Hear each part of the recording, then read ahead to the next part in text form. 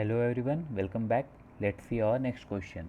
The question states that a particle A of mass given by m by 2 moving along the x-axis with velocity v0 collides elastically with another particle B at rest having mass m by 3.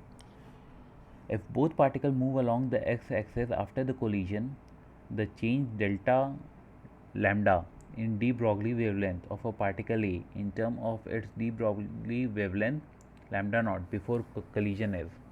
So we have to find the change in de Broglie wavelength of a particle A in terms of its de Broglie wavelength lambda naught, that is before collision. By using the formula, we can say that the speed of particle A after collision will be m1 minus m2 upon m1 plus m2 multiplied by u1 plus twice of m2 upon m1 plus m2 into u2. That solving upon these equations, we get v1 equals to v0 upon 5.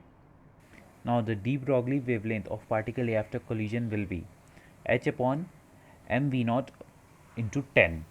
That's the solving this equation, we get lambda dash as 5 of lambda naught. Therefore we can say that the change in wavelength, that is delta lambda, is equal to 4 of lambda naught. So seeing which of these options matches with our answer, we can say that the option 3 is the correct option. Hence the answer to this question is option 3. Thank you everyone. See you in the next question.